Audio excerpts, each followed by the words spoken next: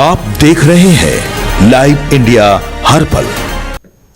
नमस्कार, आप देख रहे हैं लाइव इंडिया हर पल। मैं हूं आपके साथ रेखा मिश्रा। झारखंड में राज्यसभा की 2 सीटों के चुनाव को लेकर सियासी हलचल तेज हो गई है। पर्याप्त संख्या नहीं होने के बावजूद भाजपा ने चुनाव लड़ने की तैयारी शुरू कर दी है और किसी आदिवासी चेहरे को राज्यसभा भेजने पर मंथन कर रही है। अर्जुन मुंडा, आशा लकड़ा और निशा उरांव समेत कई नाम जो है वो फिलहाल चर्चा में है। राज्यसभा चुनाव को लेकर झारखंड बीजेपी के अंदर खाने हलचल तेज हो गई है। दिल्ली से लेकर रांची तक बैठकों और लॉबिंग का दौर शुरू हो चुका है। पुराने संगठनात्मक चेहरे, बड़े आदिवासी नेता और हाल के सियासी घटनाक्रमों के केंद्र में रहे नाम अब राज्यसभा के दौर में बताए जा रहे हैं। और सबसे दिलचस्प बात यह है कि पार्टी के भीतर सिर्फ दिग्गज ही नहीं बल्कि पुराने कार्यकर्ता भी अपनी दावेदारी जता रहे हैं। झारखंड की राजनीति में राज्यसभा चुनाव को लेकर सियासी सरगर्मी तेज है। भारतीय जनता पार्टी के भीतर एक तरफ जहां कई दिग्गज नेताओं और पुराने कार्यकर्ताओं ने अपनी दावेदारी पेश की है, वहीं दूसरी तरफ विधानसभा में नेता प्रतिपक्ष बाबूलाल मरांडी के ताजा बयानों ने इस चुनाव को और भी अधिक दिलचस्प बना दिया है। सूत्रों से मिली जानकारी के अनुसार भाजपा में इस बार राज्यसभा टिकट के लिए लंबी कतारें लगी है।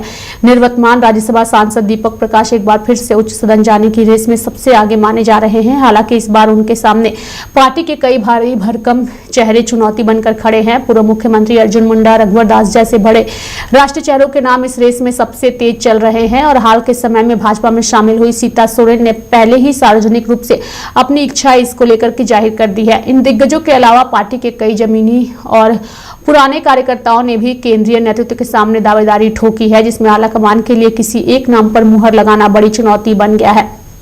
बाबूलाल मरांडी का बयान फैसला जो है वो दिल्ली में होगा, यानी कि राज्यसभा चुनाव की इस पूरी कशमकश के बीच नेता प्रतिपक्ष बाबूलाल मरांडी ने स्पष्ट कर दिया है कि पार्टी के भीतर से कई योग्य नाम सामने आए हैं। प्रदेश स्तर पर इन सभी नामों को संकलित कर केंद्रीय चुनाव समिति को भेज दिया जाएगा और अंतिम फैसला पूरी तरह से केंद्रीय नेतृत्व ही करेगा। उन्होंने भरोसा जताया है कि भाजपा इस चुनाव को पूरी मजबूती के साथ जीतने के लिए मैदान में उतरेगी। अंतरात्मा की आवाज और क्रॉस वोटिंग का दौर, यानी कि बाबूलाल मरांडी ने विधायकों की अंतरात्मा की आवाज पर वोट देने की बात कही है।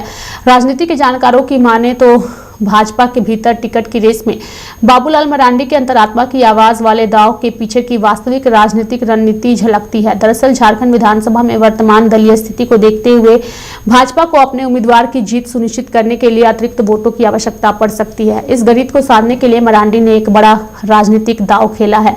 बाबूलाल मरांडी ने स्पष्ट रूप से कहा है कि राज्यसभा का चुनाव विधानसभा परिसर के बाहर होता है और इसमें किसी भी तरह का पार्टी व्हिप लागू नहीं होता है। व्हिप ना होने के कारण विधायक अपनी व्यक्तिगत इच्छा से मतदान करने के लिए स्वतंत्र होते हैं और ऐसे में अब बाबूलाल मरांडी के दावों के बाद सवाल उठने लगा है कि आखिर बीजेपी किस चेहरे पर दाव लगाएगी और कौन कौन वो चेहरे हैं जो अंतरात्मा की आवाज पर वोटिंग करने वाले हैं। इसके साथ ही अभी क्या राज्यसभा चुनाव झारखंड की राजनीति में नया सियासी संदेश देने वाला है। झारखंड में राज्यसभा चुनाव केवल एक सीट का चुनाव नहीं माना जा रहा बल्कि इसे राजनीतिक ताकत दिखाने के मौके के रूप में देखा जा रहा है। दरअसल बीजेपी लंबे समय से राज्य के संगठन को मजबूत करने और सत्ता में वापसी की रणनीति पर काम कर रही है। अगर पार्टी किसी बड़े आदिवासी चेहरे या संगठन के पुराने नेता को राज्यसभा भेजती है तो इसका असर आने वाले विधानसभा चुनाव पर भी पड़ सकता है। खासकर आदिवासी राजनीति और संगठनात्मक संतुलन को देखते हुए यह फैसला काफी अहम माना जा रहा है। राजनीति के जानकारों का मानना है कि बीजेपी उम्मीदवार चयन में सामाजिक और क्षेत्रीय समीकरण को जरूर ध्यान में रखेगी। अर्जुन मुंडा और सीता सोरेन जैसे नेताओं के नाम आदिवासी राजनीति के लिहाज से अहम माने जा रहे हैं। वहीं दीपक प्रकाश संगठनात्मक अनुभव और केंद्रीय नेतृत्व से करीबी के कारण मजबूत दावेदार माने जा रहे हैं। रघुवर दास का नाम भी इसलिए चर्चा में है क्योंकि वह लंबे समय तक झारखंड बीजेपी के बड़े चेहरे रहे हैं। झारखंड की राजनीति में शह और मात का खेल, हालांकि यह भी साफ है कि अंतिम फैसला केंद्रीय नेतृत्व की रणनीति और आने वाले राजनीतिक समीकरणों को ध्यान में रखकर लिया जाएगा। फिलहाल झारखंड बीजेपी में राज्यसभा चुनाव को लेकर कई दिग्गज नेताओं के नाम चर्चा में हैं और पार्टी के भीतर लॉबिंग का दौर शुरू हो चुका है। अब सबकी नजर दिल्ली पर टिकी है, जहां केंद्रीय नेतृत्व अंतिम फैसला करेगा। यह चुनाव सिर्फ एक सीट की लड़ाई नहीं बल्कि झारखंड बीजेपी के भविष्य के राजनीतिक संदेश और संगठनात्मक संतुलन की भी परीक्षा माना जा रहा है।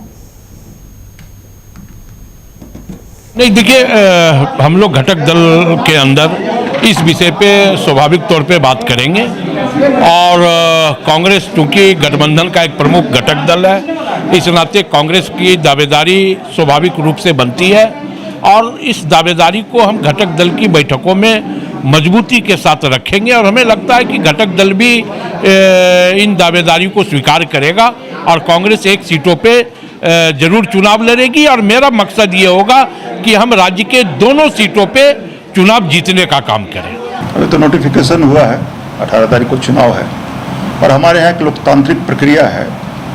कोर कमेटी बैठती है, चुनाव समिति बैठती है, चुनाव समिति में बैठ करके नामों पर चर्चा होती है और पार्टी निर्णय लेती है, कैंडिडेट का नाम तय करती है और निश्चित रूप से भारतीय जनता पार्टी चुनाव लड़ेगी भी और जीतेगी। जहाँ तक आंकड़े की बात हो गई वो सार्वजनिक बताने की चीज़ नहीं है। जब हम किसी चीज़ के लिए लगते हैं तो पूरी ईमानदारी और पूरी शिद्दत के साथ लगते हैं। निश्चित रूप से मुझे आशा ही नहीं बल्कि पूर्ण विश्वास है कि हम लड़ेंगे भी और जीतेंगे भी। तो मेरे साथ फिलहाल अभी के लिए इस खबर में इतना ही। आप देखते रहिए लाइव इंडिया हर पल। नमस्कार।